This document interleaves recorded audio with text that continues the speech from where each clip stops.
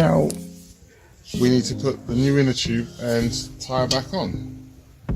So you can start with the tyre or the inner tube. I usually start with the inner tube. Put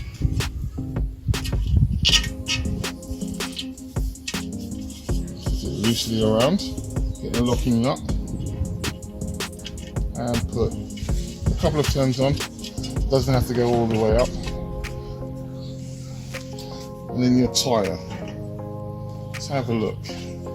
This is pretty worn, but on all the tyres they will have a direction. I need to find it. On one side of the tyre, which is not the side I'm looking at, and some instructions. So here you go, there's a rotation sign to say which way the tyre will roll. When you're putting on a tyre, I usually like to take the logo and brand and put that right over where the valve is, because that helps me to find where that rotation is. Fortunately, this is a front wheel, so we don't really have to be too careful about which way the wheel rotates, because we can change the side of the skewer. Okay, so in reverse, we need to make sure that we get the bead into position on the rim. So we'll start with one side, and we'll squeeze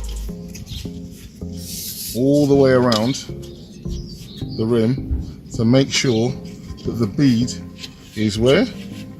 In the middle of the wheel. So we'll just slowly ease that one side into the middle. We then have to check that the inner tube is actually sitting in that middle section as well. I'm going to start the valve by squeezing the bead so that it sits with a bit of inner tube in between. As I do it with my thumb and fingers, I can feel that there's inner tube in between the beads. Now this section here, where the valve is, I'll unloosen the locking nut and push that up so that when I squeeze, the bead is in the right position when the walls of the tyre, of the wheel. And starting from the valve, I'm going to squeeze all the way around.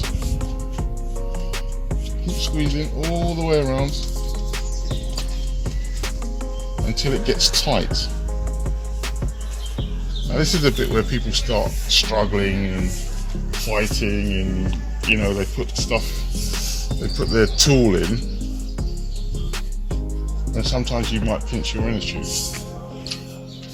But if you remember, we started off by getting the bead into the middle of the tyre, and that's what we have to do. Pull the bead down until it's in the middle of the tyre, and we keep going around until that bead is all the way down into the middle of the tyre. Feeling for the inner tube, making sure the inner tube's in the middle. Now, if we've done this correctly, I've seen a guy do this with one hand, one arm, we should be able to push this bead all the way back in to the tyre without even using any tools. Now, as you can see, I've squeezed that so that rim, that bead is right in the middle of the tyre. Didn't use a tyre arm or tool to push that back in, because I've prepared the tyre by pushing that bead into the middle of the tyre. Now your tyre is back on, the inner tube is in the middle of the wheel, and we're going to give that a little pump and see how it inflates. Now we have the tyre back on, I'm going to use this locking nut to screw the valve into position. Not too tightly, but just in position, so when I apply the pump to the valve that it doesn't push the inner tube through and into the tyre. So we have our little catches valve. We've unscrewed that so it's loose enough so that when I put the pump on, air will be able to get in to the tyre. I'll push all the way down on the valve and apply the lock. God, look at me fighting, trying to hold this tyre and do this at the same time. Okay, there you go. So now the valve is in position and locked in. I'll give it some air, and it shouldn't fight you. You should feel air flowing straight into the tyre, and as you can see, it's starting to inflate. I'll put this down so I can give this a proper pump. You might hear a few clicks and bangs. That will be the tyre locating itself on the rim.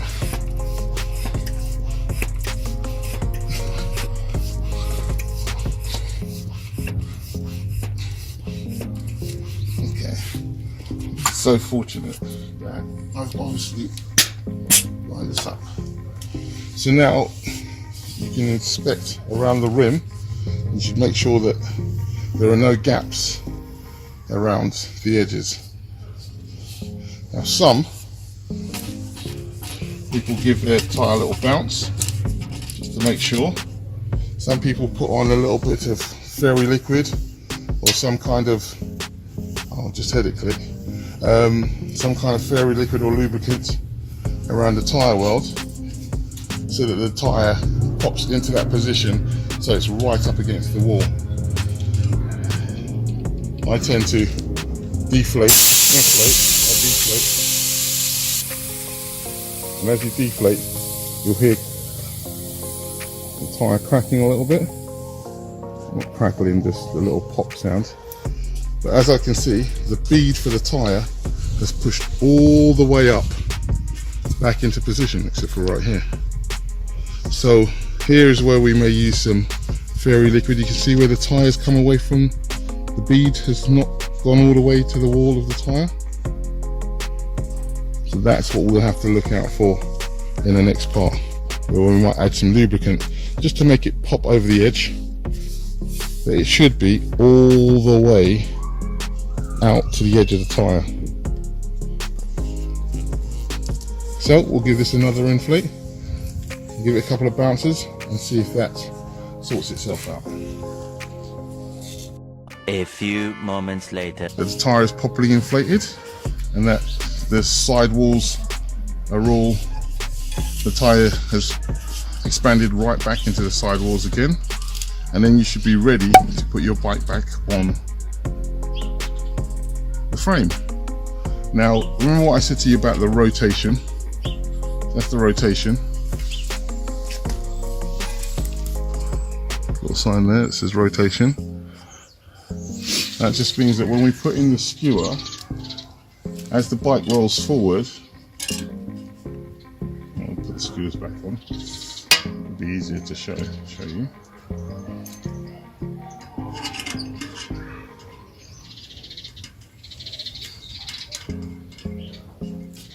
But as the bike rolls forward, the skewer is on the right side of the frame. Because I know that the left hand side is what I took off, and as the bike rolls forward, the rotation is correct, and that means that these grooves will push the water away and I'll have the right kind of grip. But yes, that's how to inflate your tyre and put it back on your bike.